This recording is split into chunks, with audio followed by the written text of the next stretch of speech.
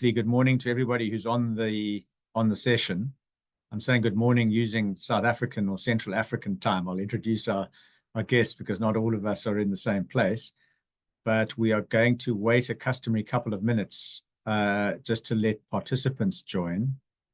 And I'll just keep an eye on the numbers to see when I think we have those who we expect. So if you'll just bear with us a minute or two.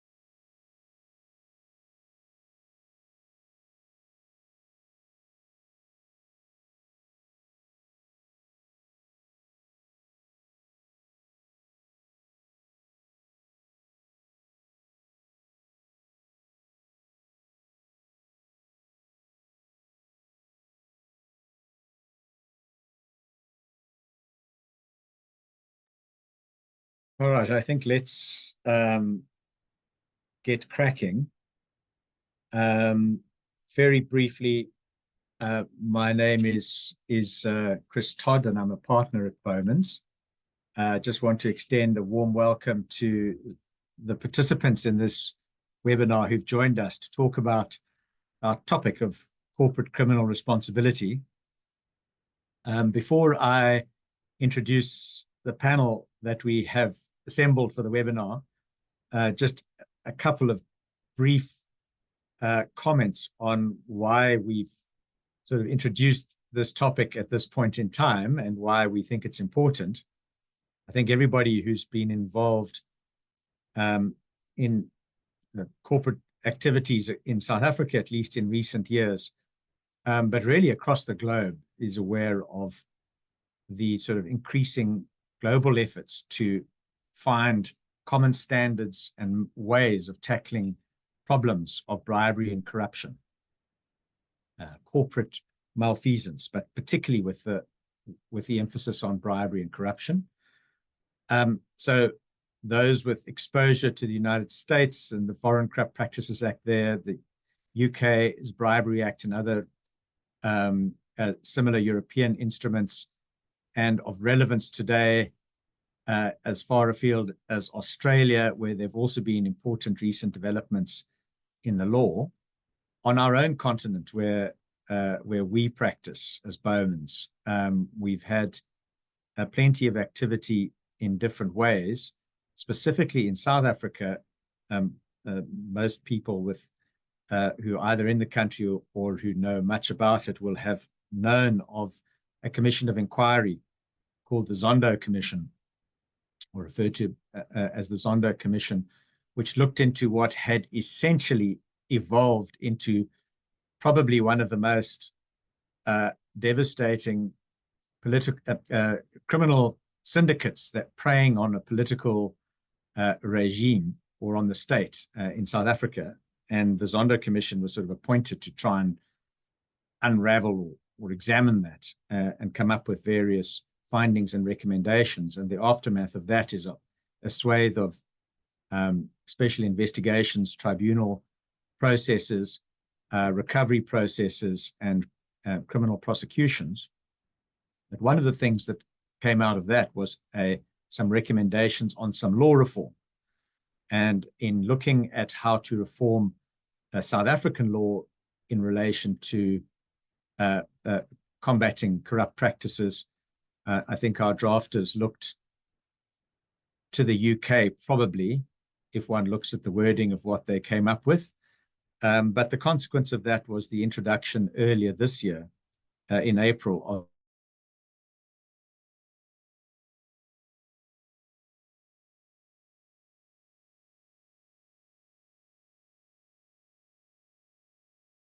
criminal liability to outside the parameters of what it has historically been in South Africa. UK terms such as persons associated with the company and adequate procedures to prevent corruption have been sort of introduced. Essentially in this discussion, and we've assembled this panel to really try and discuss and understand what that means, both in the South African context, but also because most of our clients are those who are dealing not just in South Africa, but across the continent. We thought it important to look at how this compares across other parts of our continent, and then most importantly to see what it is, if we understand what has been happening in the UK, where from where our drafters seem to have been inspired, and then in Australia, where similar developments have been, I think I say similar, but I think a little bit ahead of us, have resulted in the promulgation recently of some very detailed guidelines. So that is the backdrop to the session, and I'm extremely delighted to have, and very lucky to be able to introduce the panelists that we've got here, and I'm going to ask them briefly to say hello and mention themselves, but I shall briefly say that Anna Ross have very kindly agreed to join us from Sydney. Who could think of anything better to do at the end of a hard-working week on a Friday evening than to spend 90 minutes with us talking about corporate criminal liability? But Anna, before I'll ask you to introduce yourself briefly in a moment, but thank you very, very much for doing that and bringing us your insight from Australia. And in the UK, I can't say as much about the time zones, Christina, but thank you, Christina Vanzezi from Freshfields in the UK, and our very own Terry Mwango, usually in Nairobi, I think right now in Oslo in Norway, and Claire Tucker in our largest office in Sandton. So let me briefly, if you wouldn't mind, just saying hello, and Anna, and then Christina, Terry, and Claire. Oh, Chris, thank you for that kind introduction, and good morning, everyone. I think it's a reflection of what an interesting and important discussion it is that I embrace the idea of a 7 o'clock dinner date with all of you, at least Sydney time. So I am a partner with Cause Chambers Westgarth, which is a large national Australian firm. My areas of specialty are investigations and inquiries and commercial litigation. In terms of my practice, as is relevant to this morning, I do a large amount of investigations for regulators, against regulators. There's often an element of corporate fault, potentially criminal liability in there. And of course, we're also very busy with our new national corruption body and advising clients on the reforms in Australia that have been activated as of Monday this week. So it's all very fresh for us. Lovely to be here. From my side, I'm Christina Francesi. I'm counsel in the dispute resolution practice at Freshfields in London. I work on both complex litigation and global investigations, and particularly where the two intersect. So, for example, where an investigation by a regulator into bribery and corruption or fraud then gives rise to litigation risk for the company, for example, in shareholder claims and traditional stock drop cases. And I have a particular expertise in audit and accounting misconduct cases. And I'll hand over to Terry. Thank you, Christina. Good morning, everyone. It's really nice to be part of this very amazing panel of experienced thought leaders from different parts of the globe. My name is Terry Mwango. I am from the Nairobi office of Bowmans. I'm part of the disputes team, so I head up the commercial litigation team in Nairobi, as well as the corporate investigations team. And for the purposes of the webinar today, I'm here to share some of the insights from the Nairobi office and what we're seeing from Eastern Africa in relation to corporate criminal responsibility generally. Looking forward to being part of this amazing panel. Thank you, Chris. Over to you, Claire. Thanks. Hi, everyone. Lovely to be part of this panel. I'm, as Chris said, in the Sandton office of Bowman's.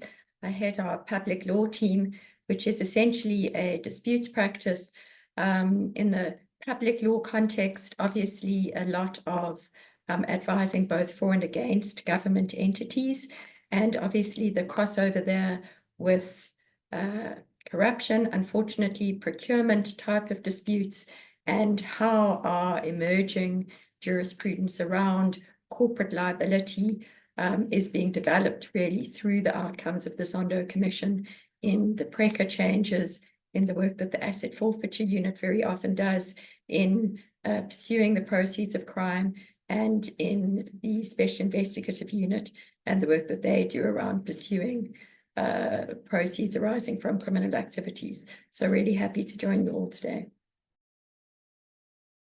Thank you very, very much. Claire, can we kick off with you just with some general principles? Really what we're talking today about when companies are responsible for the actions of their people from the board downwards or radiating outwards. What are the general principles that against which we need to really look at the changes in specific relevance to corruption and bribery? Sure. So I think that the notion that a company would be liable for the actions of its employees, particularly obviously where those actions are undertaken in the course and scope of their duties, where those actions are undertaken in order to pursue a corporate interest, is uncontroversial. You know, that has certainly been a cornerstone of our criminal justice system for many years. We have the Criminal Procedure Act in South Africa, which sets out the principles at a general level. Aspects of the Criminal Procedure Act have been challenged by our new constitutional dispensation through the courts previously. There was a presumption that anything a director did while at a company, the director would be held liable as soon as the corporation committed an offence, even if the director had maybe not personally participated in that offence. That was one of our early constitutional cases that set that principle aside. But the principle that the corporation could be liable where a director or officer undertakes activities in the course and scope of their employment or in furtherance of the entity's business, particularly where there is authority, whether that's implied or ostensible, is very firmly part of our law. Obviously, where the difficulty often comes in is in trying to establish all of the elements of a crime in respect of that action, even by a director, where often the courts are most successful, or where the prosecutors are most successful, is where you have a sort of sole proprietorship or a one-man band, and you have actions where really it is quite difficult to distinguish the corporate personality from the actions of the individual. And there is quite a long history of finding criminal liability in that type of context. But as you say, we've certainly seen in the Zondo Commission context the difficulties that the NPA has had in pursuing a number of the matters that have come out of that, and the difficulties that they've had in trying to formulate when exactly they are able to successfully pursue a matter. And obviously from a corporate perspective, that then creates sort of uncertainty. Corporates would like to know what they need to do in order to regulate themselves, what processes and systems they need to put in place in order to avoid liability and in order to ensure that their officers behave appropriately. So I think that the developments in the law that we're seeing are certainly welcome. And as you say, in the past, we have been looking quite closely at jurisdictions like the UK, like the EU, like Australia, in order to try and understand how our courts could and should develop the law. So I think this is a great opportunity to explore some of the touch points in that liability regime. Thank you very much, Claire. Terry, I think it's appropriate to just kind of move north, travel north, and see if you can just tell us at a level of general principle, Claire's described a little bit about corporate liability here in South Africa. Any different in Kenya? Are there any kind of points that we need to think about of general relevance? Thank you, Chris. So the position in Kenya is that we don't yet have a codified law in relation to corporate criminal liability. And the position remains that it's primarily 3 statutes that apply. The Penal Code, which governs general criminal conduct, whether by corporates or individuals. Our Anti-Bribery Act, which deals with, as the name suggests, prevention of bribery and corruption, particularly amongst state officers. And that's generally where the law lends in relation to regulation of corporate conduct. We do have in Kenya the common law principle that individuals or directors of companies are deemed to be separate from the entity in itself. But then how that plays out in situations where there has been a complaint or allegations of improper conduct by a company, whether through its directors or otherwise, then the general principle is that the conduct of the directors will attach to the company. And if there are fines to be imposed, those will be imposed as against the company. But we have also seen situations where the corporate veil has been lifted so that if the accusation is against the company, then the corporate veil will be lifted by the courts to go after the specific directors. So in short, the position in Kenya is that we don't yet have a similar position as in South Africa, but given the very big focus on Kenya, particularly in view of us being grey listed recently and the push to make sure that, anti-money laundering is enforced in Kenya, I do think that it's only a matter of time before we have either a specific statute that's enacted for this purpose or a more codified guideline in respect of the corporate responsibility of corporate entities as well as through their directors. Chris, thank you. Thanks very much, Terry. Christina, I think it's time to flip up to you, and I think with a specific reference, I suppose, to the bribery and corruption stance that is adopted in the UK. What are the routes into corporate liability there, and what have you seen? Sure. So there are some statutes which are directed at corporate liability, which are strict liability offences. And you see that in the Bribery Act, for example, in relation to the failure to prevent bribery offence.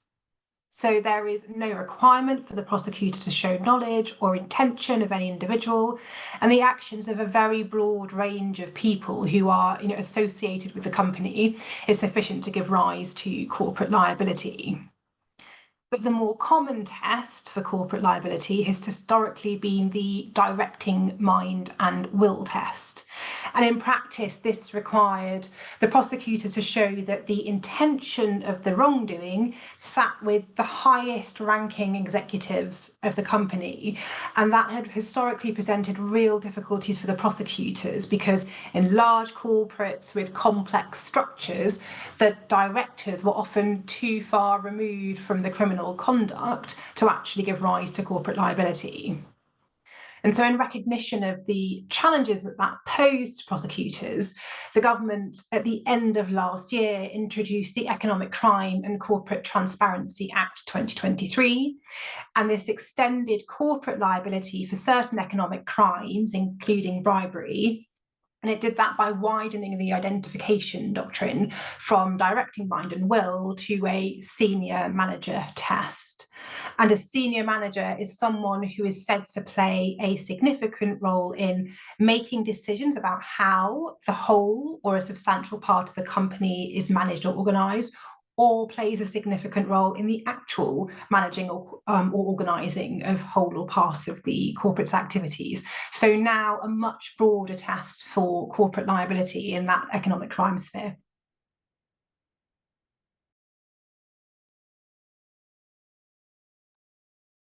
Thank you very much, Christina. Anna, I know that our focus here is bribery and corruption, and I'm quite interested to know, other than general principles, which we'd be delighted to hear about, but also, is it any, does the Australian regime focus, a legal regime focus different attention to things like bribery and corruption on the one hand, or consumer or environmental law crimes on the other when it comes to corporate liability? Yes, there is some real inconsistency, Chris, and it's a very interesting topic of debate in Australia at the moment. It's certainly true that we've seen over the last decade or so a general increase in enforcement activity against corporations and directors, both by regulators and enforcement agencies for criminal offences. But the approach to how liability will be sheeted home to the corporations has been far from universal. So we do have a number of aspects of the law where attaching criminal liability to corporations and officers is via strict liability offences, so that intention, knowledge or negligence is not an element. And that's characterises the way that we approach environmental offences such as contamination or pollution. We see similar approaches in relation to workplace health and safety. In both cases, that's sort of been a correction really to address numerous historical instances where corporate failures perceived to have gone unpunished, for want of a better word. What we have been seeing, though, is a move, and our bribery and corruption reforms reflect this, where there's an increased focus on the role of the board and senior management in influencing corporate behaviour through governance, accountability mechanisms, organisational culture, and so on, so that we're moving to numerous examples now, including our new bribery and corruption regime, where it's a defence based on sort of a failure to prevent style of offence, as is the case with the UK. And so now, in a number of instances, including bribery and corruption, as I've said, the focus is on either the company or the individual board and directors to show that they had adequate procedures in place. So it's certainly not uniform, but it is very, very active, and increasingly we're seeing a lot of activity in the courts across various aspects of the law. And I'm going to come back, and I want to hear. We definitely want to hear more about the more recently published regulations and how that might shift the dial. But I think back to the changes made in South Africa and Section 34A, particularly of our Corruption Act here. Claire, can you perhaps just explain what is the change that's been introduced? When does it apply? Does it make a difference? How's it going to make a difference sitting out there as a corporate? And is it going to make a difference? That's crystal ball gazing, I suppose, but any of your thoughts on that would be interesting. Yeah, thanks, Chris. I mean, I think that, what Anna was saying about inconsistency and about the sort of different standards, Christina also talking about how in certain contexts, one test applies, in another context, another test applies. I think that this type of thing is really becoming quite characteristic across a number of statutes. And I think that what we see in PRECA is the creation of two different standards within one statute. So the Section 34A provisions introduce an entirely new offence into PRECA, which, as everyone here will know, is already a fairly extensive enumeration of all of the different types of way one may seek to gratify, to influence, to give gratification, to accept gratification, to suggest that gratification may be given, to act as if gratification has been given, even if it hasn't been given. PRECA really tries to cover all of those different nuances. But in respect of most of the offences under PRECA, the tests which have been established as part of our common law would continue to apply. What Section 34A creates is an entirely new offence, which I think will make a difference to companies because it is very wide in application. What Section 34A says is that a private company, and interestingly a state-owned company, which I'll come to, is guilty of an offence. So the entity is guilty of an offence if a person associated with that company agrees to give, offers gratification. And so the offense itself, which the company can be found guilty of, is that action by the associate. And an associate has a very wide definition. You know, we're certainly not in the kind of directing mind context which Christina was talking about. It is anybody who is contracted to provide services, essentially. So it could be an employee, or it could be a third-party contractor. So any third-party contractor or employee who gives or offers gratification creates a context in which the company itself can be held to have committed an offense. So as I say, much wider than anything we have contemplated in the past, and, you know, really does now start to implicate a company in the broadest way in all actions undertaken ostensibly on its behalf or ostensibly in the furtherance of its interests. Putting it bluntly, Claire, it sounds as though what it's trying to catch is companies saying, we don't do anything wrong. We hire other people to do things for us, and we're not that interested in what they do. We know they do things their own way. And you know, what comes out of the Zondo Commission is that an awful lot of corruption essentially happens not by your own employees directly, but by agents that you've hired, intermediaries, third parties of some shape or form. So it sounds as though it's pushing that net much wider. It certainly does. And as you say, the whole defense related to representatives, to intermediaries, and to the sorts of activities which you may say are carrying out unknowingly or, you know, without your knowledge, is essentially sought to be taken away.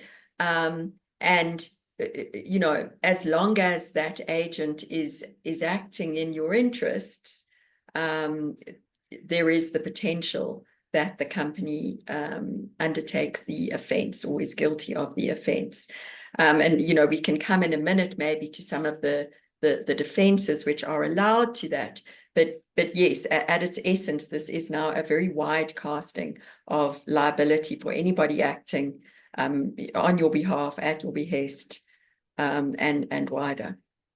Can we just talk about the defenses? Well, not necessarily all of them, but I think there's a main one written into the act. Can you just tell us briefly about that, and then I'm going to hear from Christine. Yeah, sure. So 34A itself specifically says that no offense is in fact committed where the entity has in place adequate procedures designed to prevent persons associated with the company from agreeing or offering to give gratification. So adequate procedures, you know, we can sort of discuss what that is. PRECA doesn't tell us. You know, certainly we can get some guidance from other jurisdictions, but, you know, the circumstances in which your defenses will be considered to be adequate in a context where, as a matter of fact, the bribe has been given or offered, you know, I think will always be the million-dollar question, because by the very facts and circumstances prevailing, that they surely seem not really to be adequate. So I think that is an interesting debate for the future.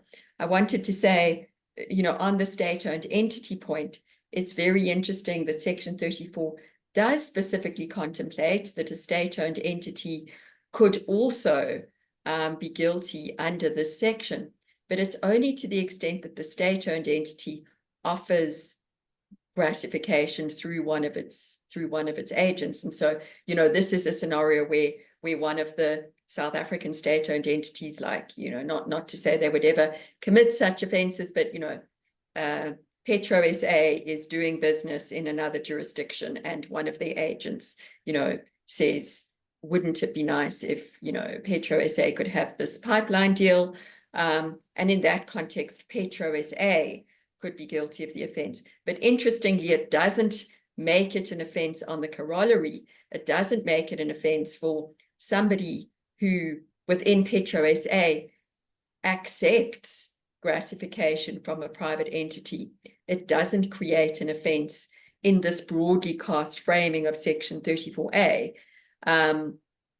of the Petro SA being held liable simply because one of their agents or employees accepted that gratification or had the interaction. Thanks very much, Claire. Christina, what we hear from this is that we have got terms now. Criminal liability extended where actions or bribery takes place by an associated person. And your defense is that, well, we had adequate procedures in place to try that should mitigate or exonerate us from the fact that an associated person did something. Those terms, as I understand it, are quite familiar in the Bribery Act, but the structure of what the offences are is a bit different. Maybe could you just help us understand that, and maybe anything that we should able to learn or some early takeaways for us about how those terms are used? Yes, I was initially stunned when I heard how broad the new legislation was, but then I reflected, well, I'm not sure how much of a difference it makes. So in the UK, you're not guilty, the company is not guilty of the predicate offence of bribery. If their associated person does something, they're guilty of failing to prevent the bribery, and that is where the defence comes in. But interestingly, in the UK, the prosecutor doesn't actually have to prosecute the predicate offence to charge the company with failure to prevent. They have to reach an evidentiary threshold, but actually they can save themselves the trouble of proving a bribe and go directly for the corporate in the strict liability offence. So it swings and roundabouts in the end. But the adequate procedures that you discussed is very familiar to me as a term. It's built into the legislation. We do have some guidance from the Ministry of Justice on what that entails. It's very high level, and you perhaps won't be surprised to hear the outcome is case by case, depends on the corporate, depends on the context.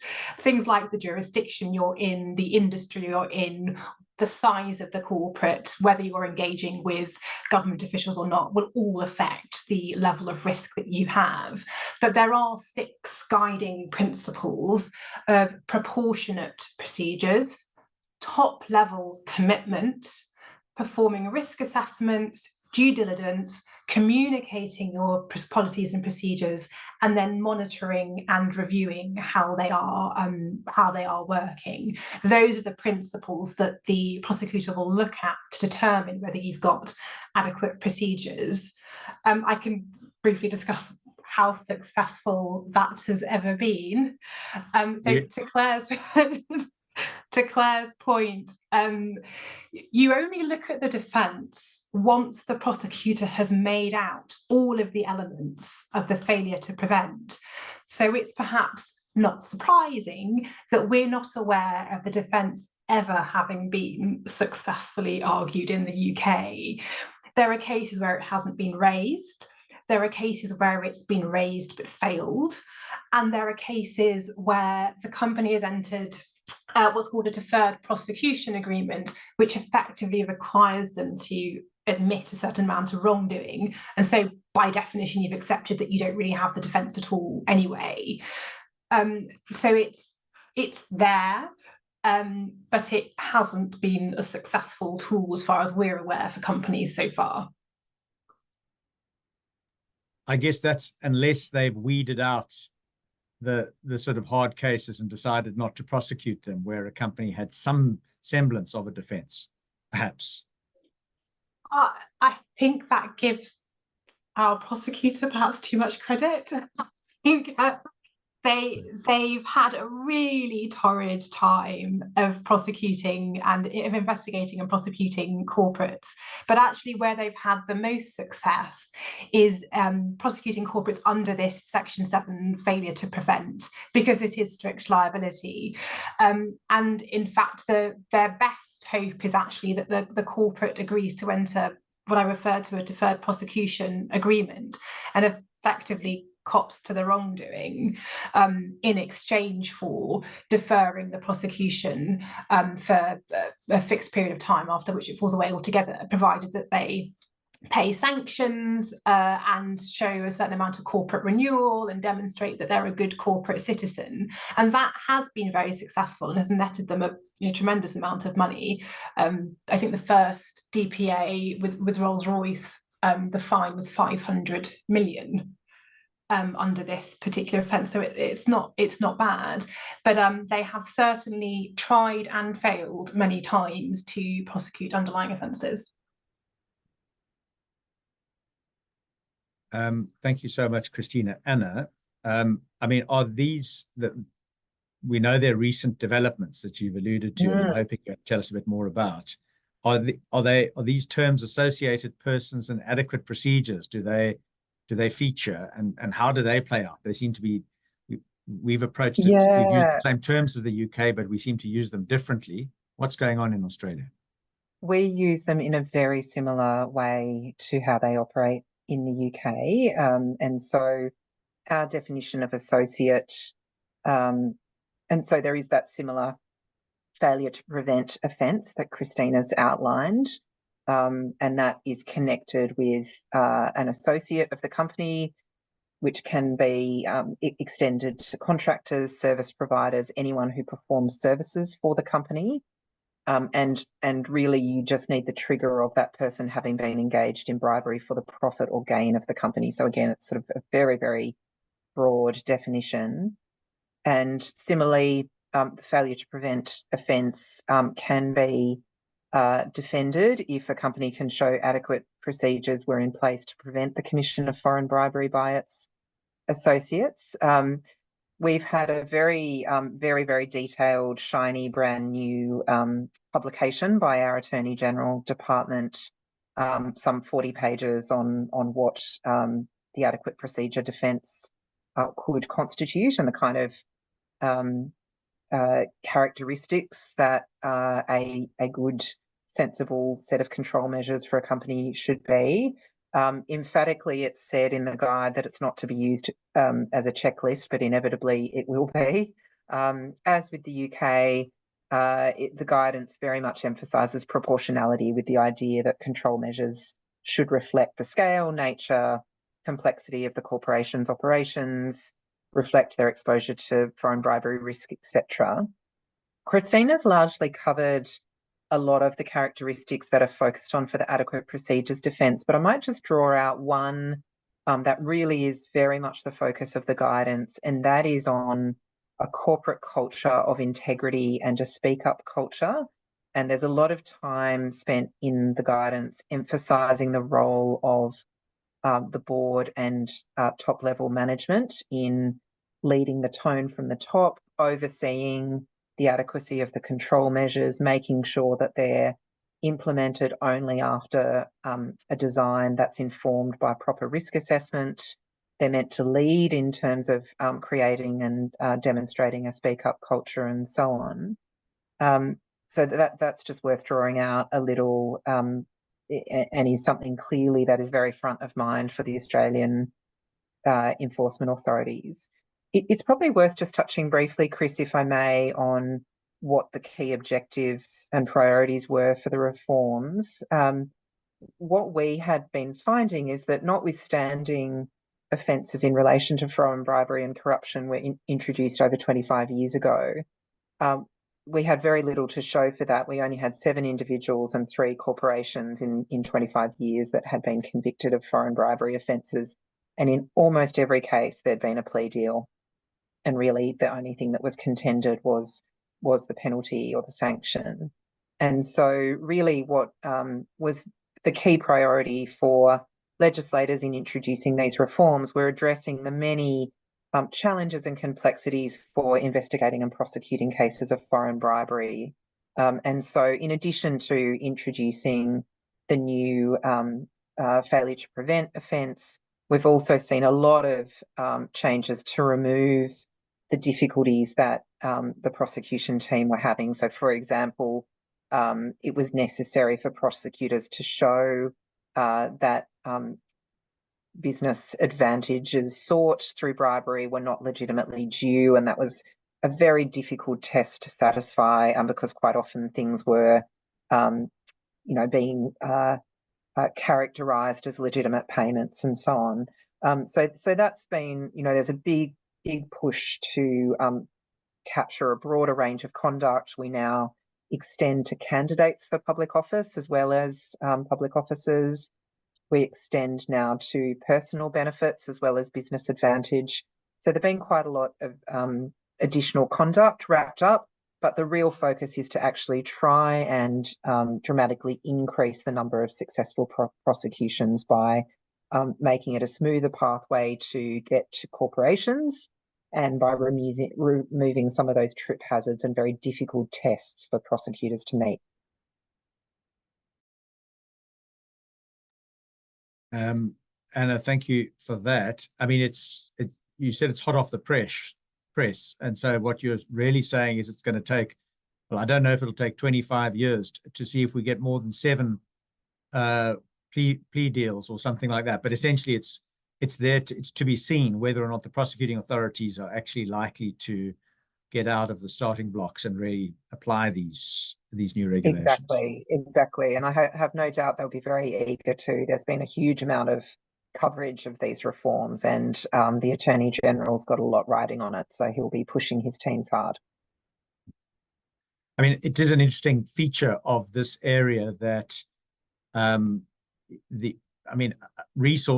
well resourced the prosecuting authorities are and how competently they pursue cases seems to be, have a huge impact on, we can have the legal regime in place, but it needs a lot of sort of confident enforcement and, a lot of well-resourced enforcement.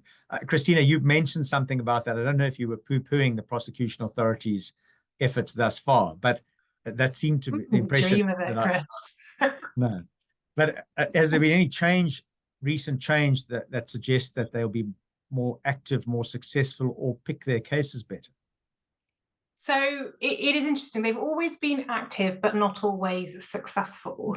I mentioned that they've had a really bad run on prosecuting corporates for the underlying sort of bribery offence, much more success on the failure to prevent.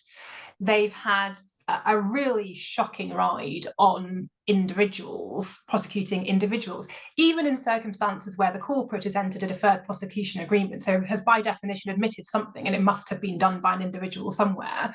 But they've had a number of really high profile cases where they've failed to prosecute individuals.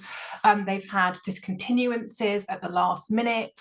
They've had acquittals. They've had decisions not to lay charges.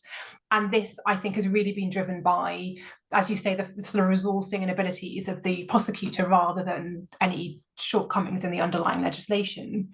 Now, relatively recently, there was a change in leadership at the prosecutor. Historically, the head of the SFO, who is our prosecutor, has always been a lawyer, and they've now got a former policeman.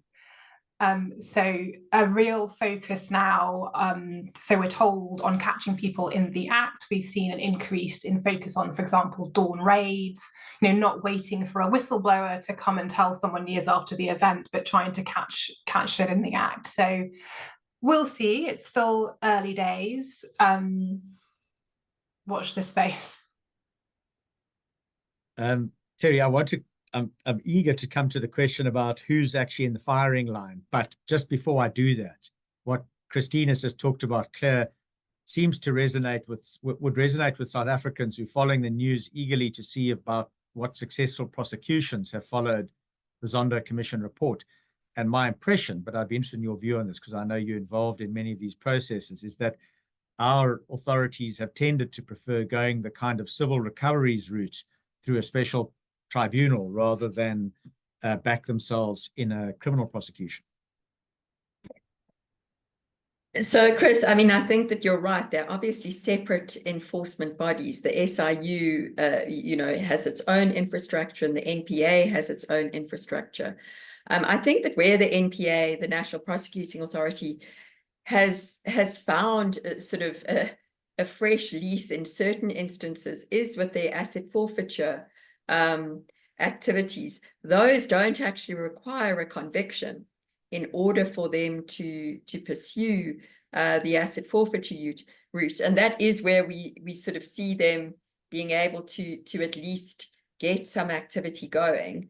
And I certainly do think that the evidentiary issues of investigation, issues of the capacity to really undertake the detailed investigations that these sorts of corporate matters require is, you know, in many instances very difficult for them. I think also, you know, in a lot of instances, some of what has come out of Zondo is less really about gratification and bribery, less really about Preka offences and more just theft, you know, more just sort of theft and fraud and those sorts of matters, which I think do present evidentiary difficulties. And I think, you know, certainly in retrospect, there are these different types of crime, you know, which they can explore and they can get on the statute books.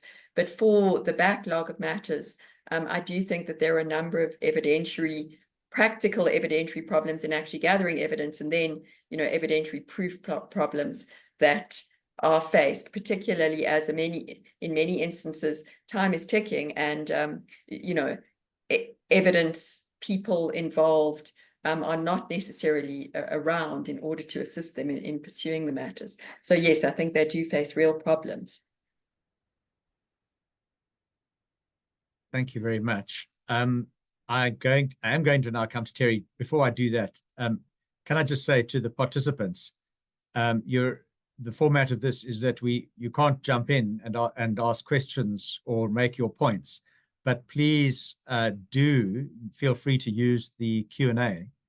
There's a Q&A block on your screens, and I will be monitoring those and would be delighted and to put those sort of questions to any one of the panelists who you identify or I think might be able to give an account of the answer. So please feel free to use the Q&A comments or questions at any stage, and I'll monitor those and put them. But Terry, I do want to pivot a little bit to who's in the firing line, because when we talk about corporate criminal liability, in some ways it's all a bit opaque. Companies are companies, but in our audience are sitting company directors, who will be very interested in thinking about when personal liability might attach to them and when they might be personally in the firing line for malfeasance of one kind or another that the company becomes involved in, including once removed, because its agents outside of it have been involved. And of course, if the audience are not directors but general counsel and the like, the members of the board will be very interested in your views on when they might be in the firing line, because this is a topic of just particular importance. So Terry, that's setting it up. When might directors find themselves actually personally liable and charged with crimes committed by the company or otherwise in this context?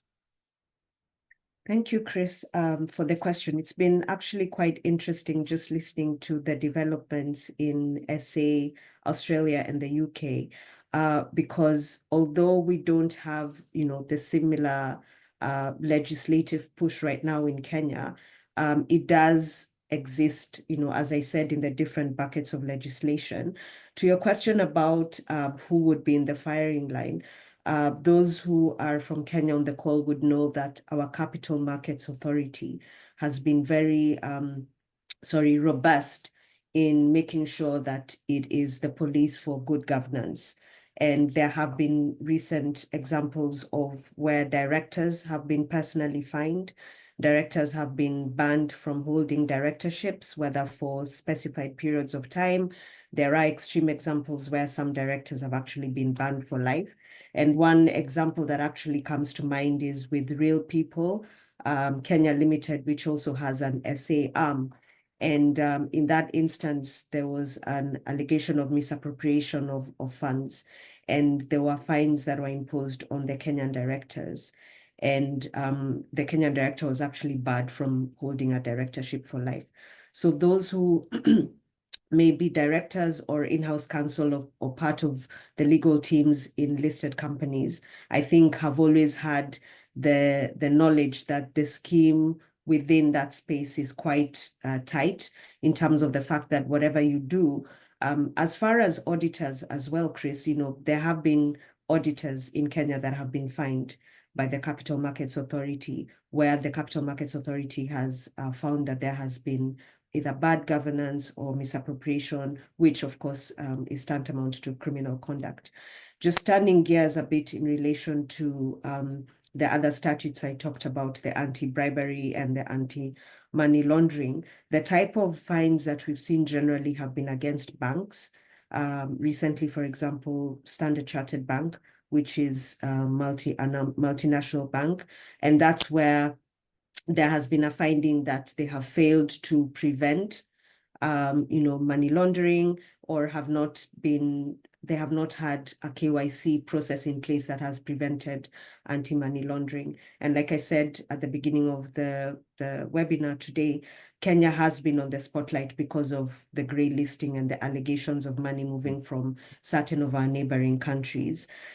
Specifically in relation to who would be liable, that's actually a tricky place, because in Kenya, as I said, common law, the Kenyan courts and authorities do acknowledge that there is a separation of entities, or church versus state, in terms of who the corporate entity is vis-a-vis its directors and senior officials. However, under the Anti-Bribery Act in Kenya, the senior officer or other person and the body corporate would be deemed to have committed an offense and therefore be liable to prosecution.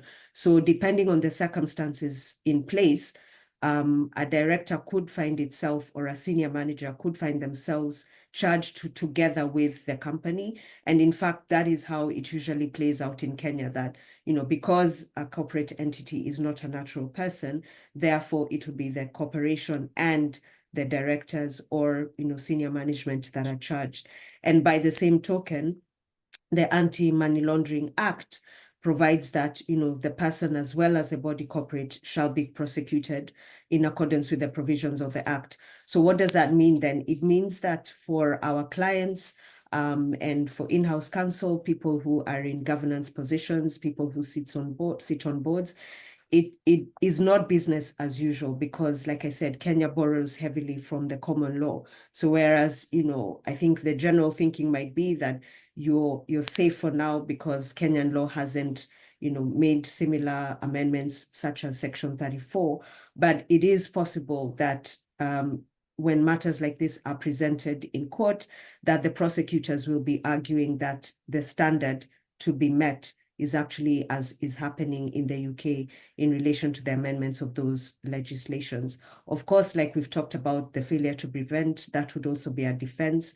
If you're able to show that there have been adequate checks and balances and procedures are in place, and that, the directors took whatever reasonable measures that would be expected of a responsible board in making sure that they were on top of the management. Some of the things that we have seen land directors in trouble in Kenya is where, for example, in relation to audited financial statements, they make defenses, or they give responses such that, this sat with the auditors, or, we only got an excerpt of the financial papers. So those kind of defenses don't typically fly in Kenya, because the expectation is that as a responsible board of directors or a responsible entity, there are certain things that ought to have been done. So like I said, Chris, just summing up, an associated person could extend to auditors as well, who would be seen to have either prevented detection of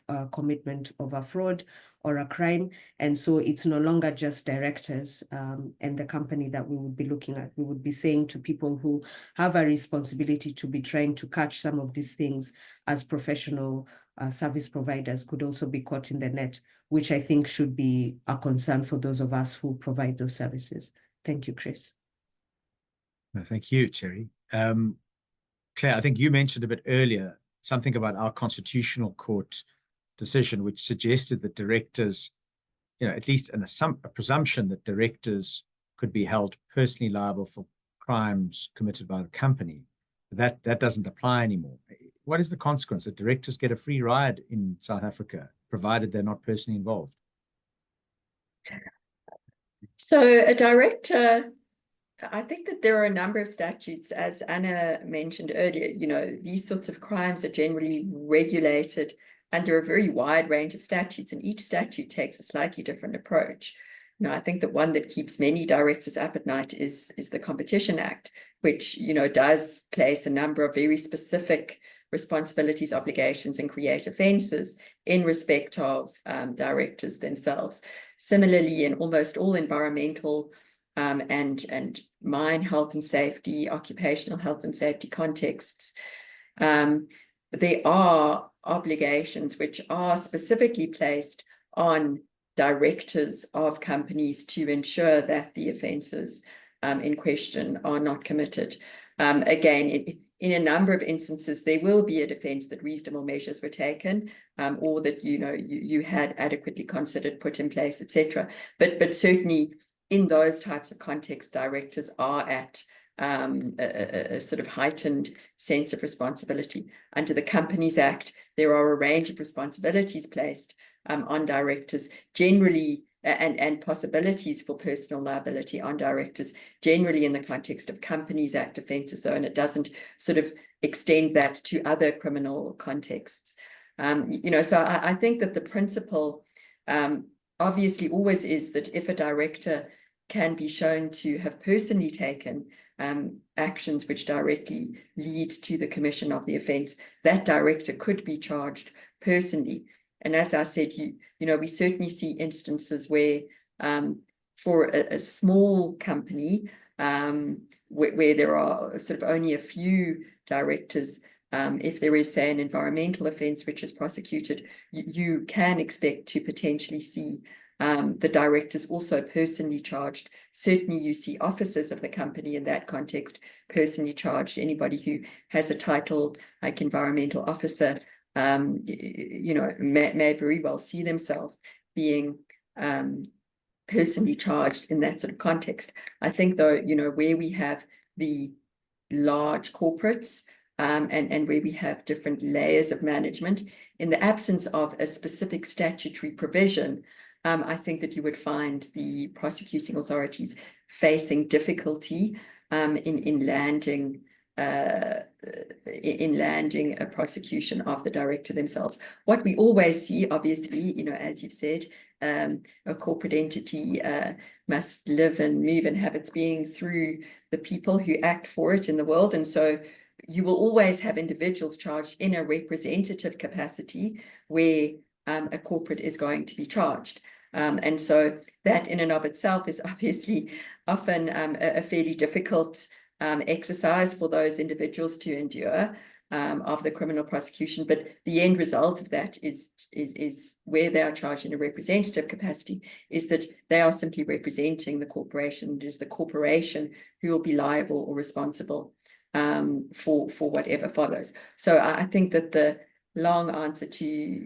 short answer to my very long response is that definitely in a statutory context, you will potentially face direct liability as a director. In other contexts, you know, generally under PRECA, you know, at the moment, there are certain specific offences directed at persons in authority, etc. But as a general rule, there are probably still some tweaks that we can expect in the law in light of the difficulties prosecutors have been having.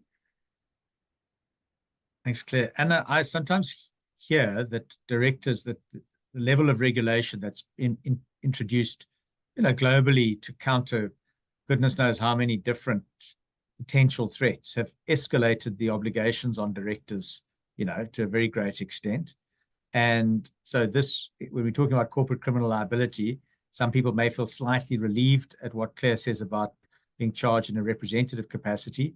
Some directors might think, well, I'm covered by insurance, and if there's any crime by the company, I can only be charged in a representative capacity. I'm not sure if that is much, if that does help directors sleep better, but how any comments from an Australian perspective on this topic? In other words, and partly I'm interested in it because, you know, unless there's some heat, you kind of get the feeling that nobody will bother On the other hand, you also don't want to scare all of your directors away by putting such onerous risks on them that they are simply not worth running. Yeah, look, I think, Chris, it's a really hot topic in Australia at the moment. We've had a number of national royal commissions in the last decade or so that have really hammered home director and officer liability, very critical of boards not taking the lead on corporate culture sufficiently, and that the first sort of one to get that up and running was the Financial Services or Banking Royal Commission, where we had, you know, the CEOs of our largest banks and the chairs of the board absolutely hauled over the coals by that Royal Commissioner, who was a former High Court judge, and that was all televised, and, you know, that really did strike fear into the hearts of boards around the country, and chairs in particular, interestingly. In addition to that, we've seen new streams of potential civil liability and criminal liability popping up across consumer law and other aspects of the law. And it's probably also just worth observing that, notwithstanding, as I've commented earlier, about a real lack of prosecutions in some parts of the law, including bribery and corruption, so that to some degree boards might have taken some comfort from that.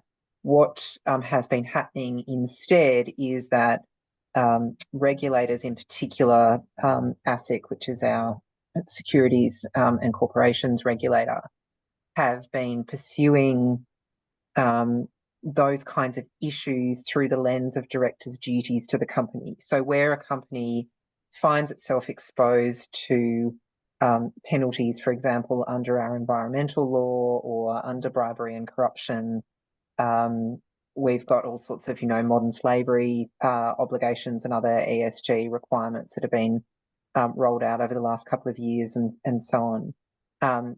What is happening increasingly is that the easier pathway to punishing directors and sending a strong message has been to prosecute them for breaching their directors' duties by exposing the company to risks associated with a failure to properly oversee those aspects of control measures and governance within the company. So there's quite a lot has happened in that space whilst we've been getting our house in order in terms of the offences themselves and getting the pathways for prosecutors to directly tackle corporate liability. While those have been sorted out, directors have been copying it in other ways. Thank you, Anna. Christina, I don't know if you've got a perspective on that, or anything that's happening in the UK that would be getting directors sitting up a little straighter. If it might also be a good time to answer a question that's come into the chat just about generally the steps that an entity could take to reduce exposure for the organization and individual kind of board members. That might be to do with, you know, your kind of reasonable measures.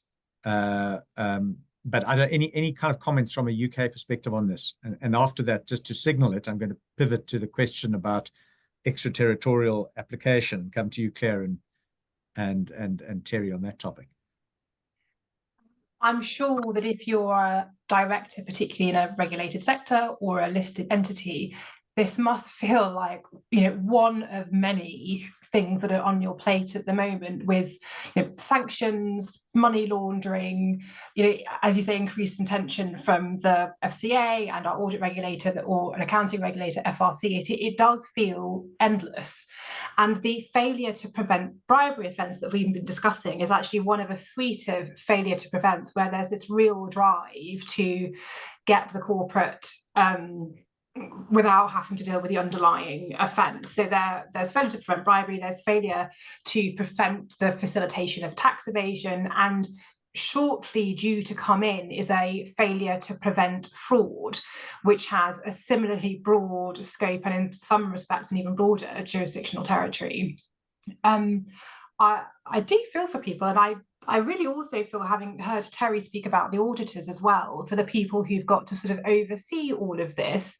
We always had a sort of principle of, you know, watchdog, not a bloodhound, but I don't feel that anybody really respects that. And as a professional services organisation that's very heavily regulated and is insured, I think that auditors often end up being the people who are the most easily targeted, where something has gone wrong in a corporate and the individuals are maybe dismissed, maybe can't be directors again, but as I said, are very rarely successfully prosecuted by the SFO. To your question, or to the question from the audience about what can corporates do and what can boards do, I think as well as looking at those guidance principles and thinking very much about how they apply to your business. So no such thing as one size fits all, but starting with that risk assessment of where is your organisation exposed and then building from there. But one of the things I think you can do is think about how much is being reported to the board, how regularly. So what is the interaction between the board and your sort of ethics committee or whoever is in charge of sort of understanding whistleblowing reports and investigating those? Does the board have a proper process in place for making sure information is coming up to them, whether that is statistical, how many whistleblower reports have we received, how many of those were investigated, how many of those resulted in a sort of negative finding, and what was the follow-up? What is coming to the board on a regular basis so that you can demonstrate that top-down approach and that you are flexing your policies and procedures to meet the particular issues that are arising? Fantastic. Thank you very much. And so there is some hope. There are guiding principles, and you can set about applying them. But it sounds as though, from what your earlier comments are, is that this is really part of a suite of what a board has to take incredibly seriously, is what are we going to do to prevent things going wrong in this company? And that's something to give very high priority to. Claire, I did want to talk now a bit about extraterritorial application. I mean, it's one of the extraordinary challenges, and I don't want to whine about it, being a multi-jurisdictional law practice. That's what we set ourselves out to be, and we've got to provide support to clients that have long been doing business across multiple jurisdictions. And one of the key questions that comes up is, well, do I need to comply with, what am I exposed to? Do I need to just read the South Africa? If I'm a multinational that started its life in South Africa, but now does business across the continent, do I need to just understand PRECA? Do I need to worry about anything else? How do we work extraterritorially? And I'd be interested to hear this question from an Australian and UK perspective too. I wondered, you also said you were interested in hearing Terry's perspective, and I did understand that she might have to hop off. So I wonder if it would be a good time to just let her give a perspective, and then I'd be happy to. There we are, Terry.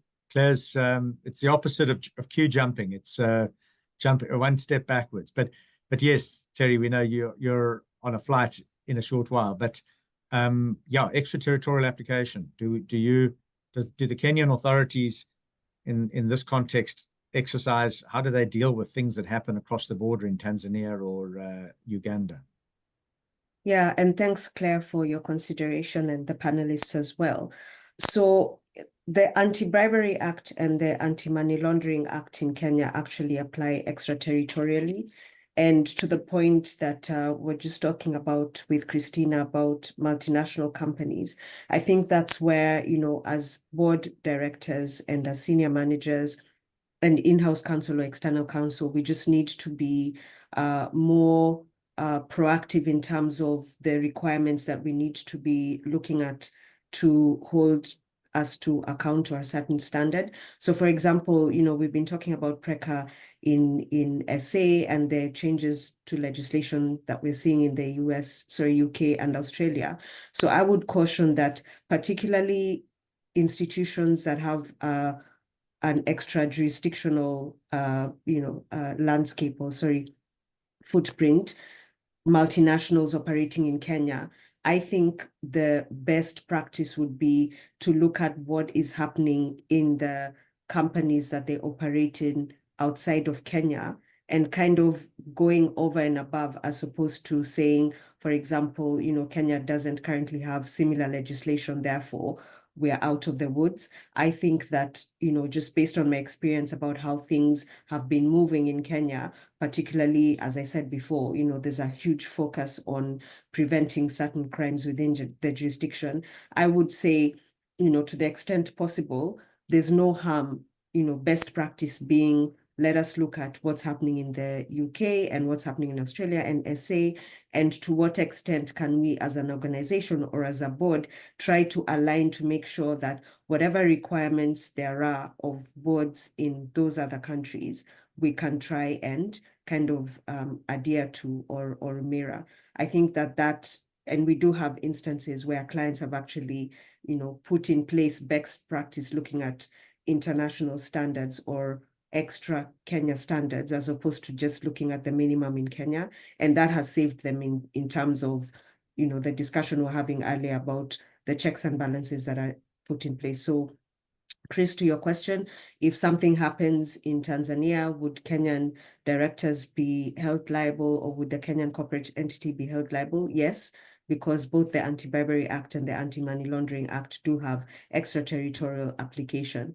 I think it was Anna who mentioned earlier about extraditions. One of the challenges that we've seen, again, and I think it's not unique to Kenya, about having extraditions or having enforcements or trying to kind of take the enforcement measures where there have been allegations of corruption or bribery or money laundering, is that, the Kenyan, not a joke, but what's said out in the public is that there are certain people who will always be able to get away with corruption and bribery and certain corporate criminal behavior in Kenya because, they have the financial muscle to be able to maneuver around such scenarios. However, I'm aware that jurisdictions such as Tanzania have very stringent restrictions and very stringent enforcement measures, including detentions of directors, which have happened to some of our clients. So, just being careful to make sure that if there are similar provisions in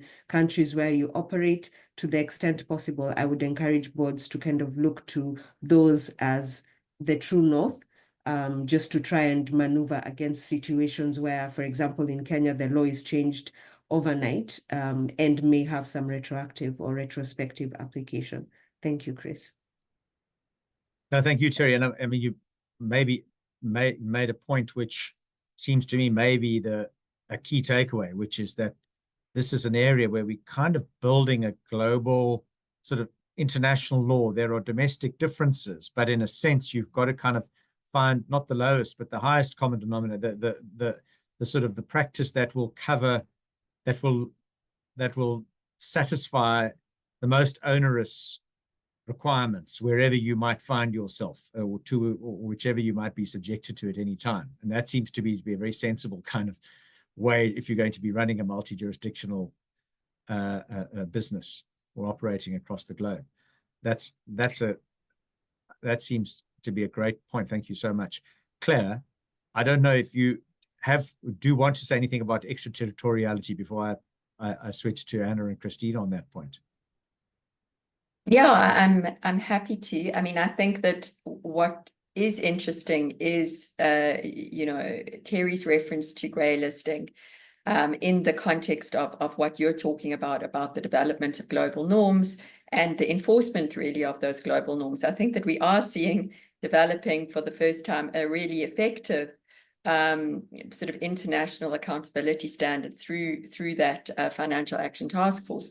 And, certainly, we have also seen a number of changes to our legislative framework around accountability as a result of our own grey listing, speaking to colleagues in, Mauritius, speaking to colleagues, across the board, it really is making a difference. I think that in South Africa, our experience of extraterritoriality and extraditions has obviously been the Gupta brothers, who we've been trying to extradite from Dubai for some time. And we had also hoped that the grey listing there was going to see, some progress on that. So it is a very interesting developing type of thing. I think that one of the things I wanted to just mention is that under the PRECA Section 34A amendments, PRECA obviously also applies extraterritorially in that, you know, as a South African citizen, a South African corporate, a South African resident,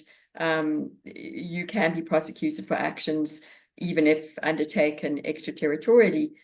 It'll be interesting in the context of the associate that, you know, what PRECA says is that if the corporation or the private entity is a South African incorporated entity, then it can be prosecuted under the offences.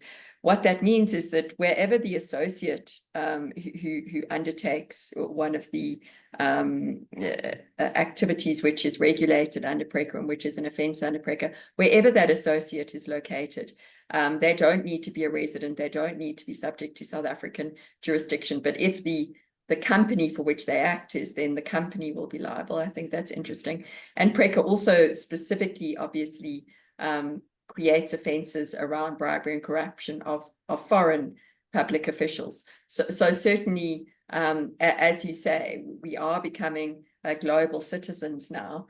And, you know, it is always the laws of the jurisdiction where you're incorporated, which will be important in judging actions, even if taken in another country. And obviously, you'll still be bound by the laws of that jurisdiction in addition.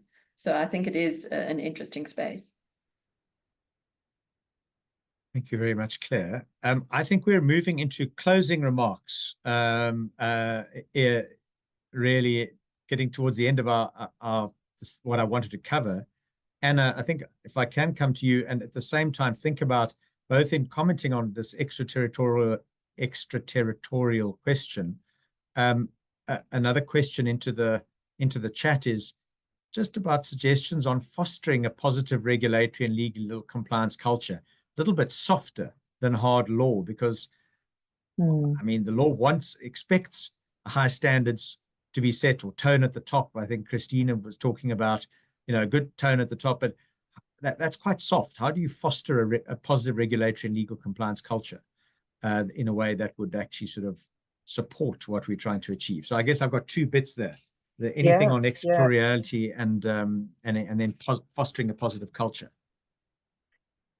Thanks, Chris. So I'll deal with the extraterritoriality question first. And it's been very interesting to hear the observations from other panelists, because I agree that it's clear that a sort of, to a degree, globally consistent law around anti-bribery provisions, which reflects the global nature of business, is being developed, particularly in common law jurisdictions, and something that has been really hammered home as part of the introduction of this new bribery and corruption regime in Australia has been the increasing degree of cross-border cooperation between regulators and investigatory agencies across jurisdictions, and it's been emphasised in all of the guidance and education being issued to Australian corporations that liability is potentially cumulative, and so that individuals and corporations may be held liable in multiple jurisdictions under different laws for the same conduct, and that's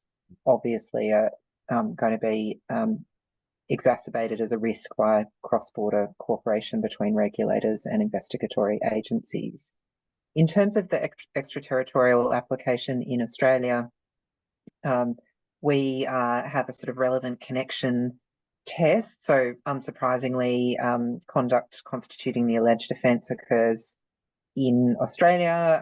That's going to qualify wholly outside Australia by Australian citizens or residents, or a body corporate incorporated under a law of Australia.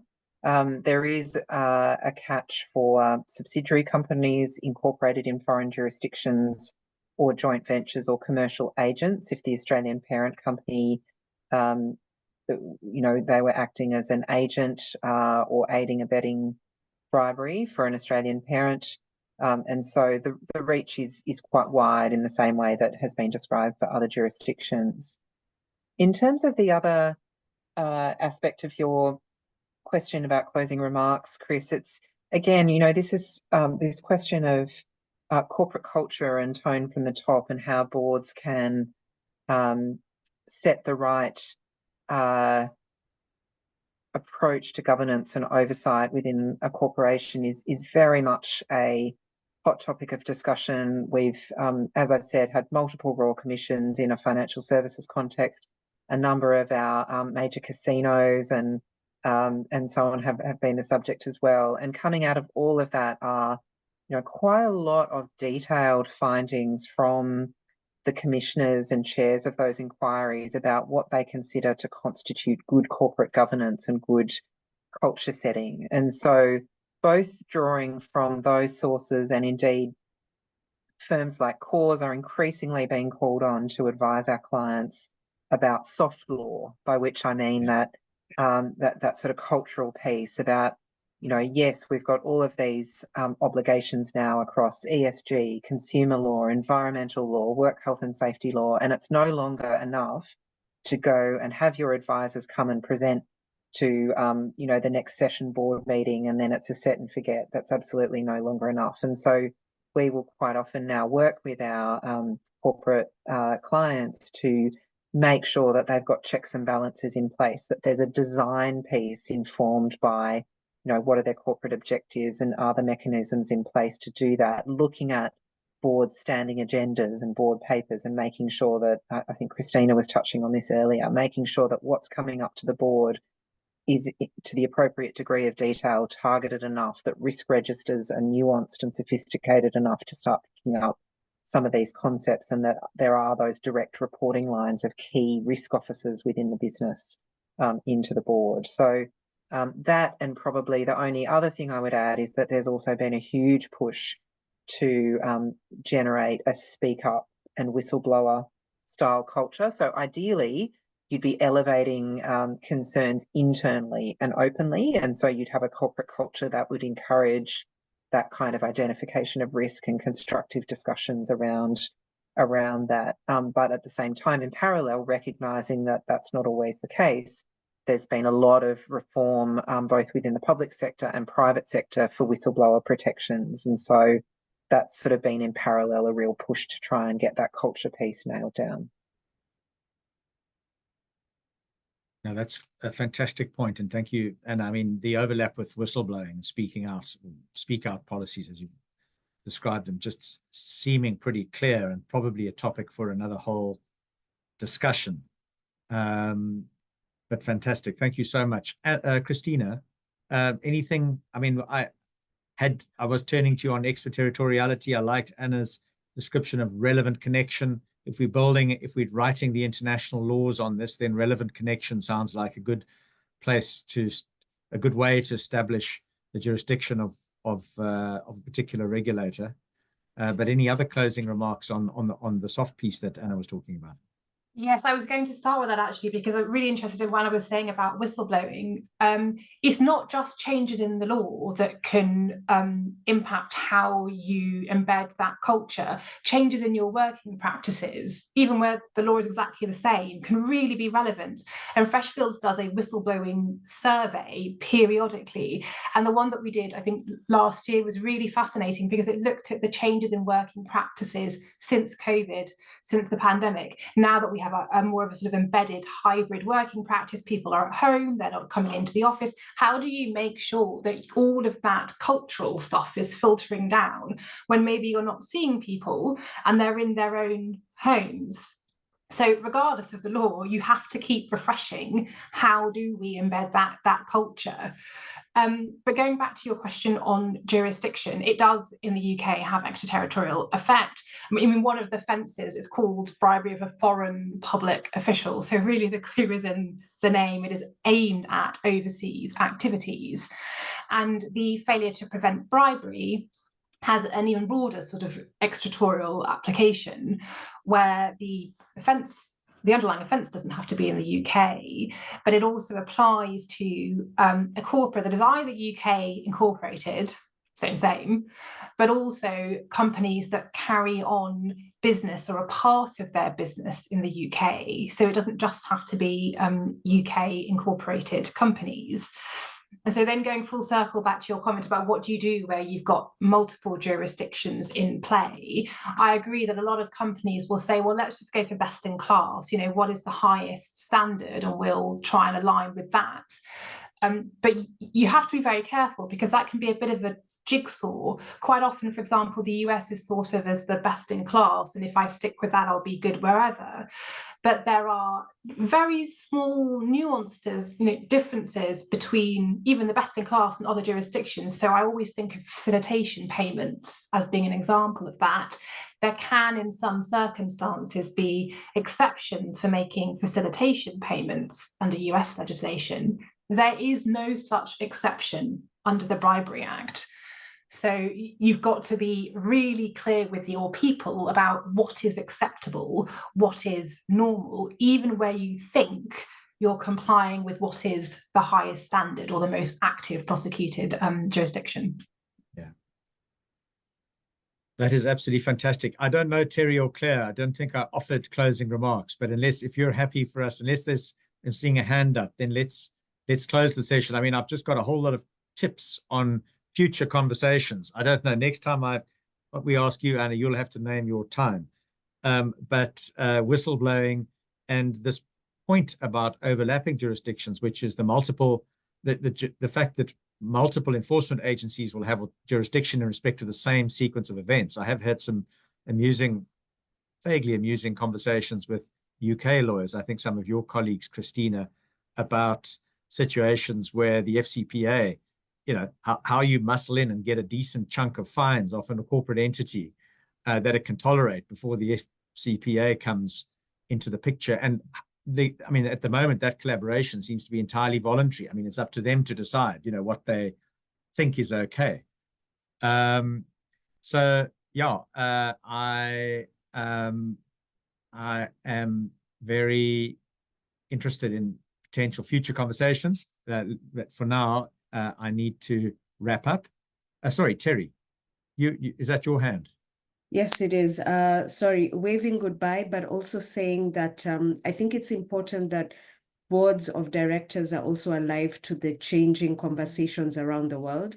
The big buzzwords that we've been hearing in the last few years are AI and ESG. And I know that the nature of the webinar we've had today is primarily around corporate criminal responsibility in the stricter sense of financial misfeasance. But I think we need to start thinking around, the obligations of ESG that are being placed on companies may well then lead to liabilities for directors in the non-traditional criminal sense that we've thought about, where we talk about like oil spills and things like that. And with AI, with the deep fakes and manipulation of data and things like that, I think, directors, and I'm sure are aware that it's no longer business as usual. So it's just making sure that even with the changing landscape of how we do business, being alive to the fact that some of those can actually lay to bear obligations and liabilities on directors. On that short note, please allow me to head so that I don't miss my flight. But thank you, everyone. You're excused, but you're putting more and more on these poor directors. That's a topic that we definitely have to talk about. Thanks so much, Terry.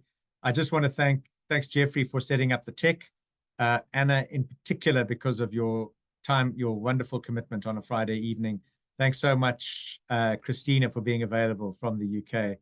And of course, Claire and Terry. Much appreciated. And I shouldn't forget the participants for joining. We weren't able to see and talk with you other than those who put questions into the chat, but it was great having you. Thank you very much indeed. Thanks, Chris. Great to be here. Bye.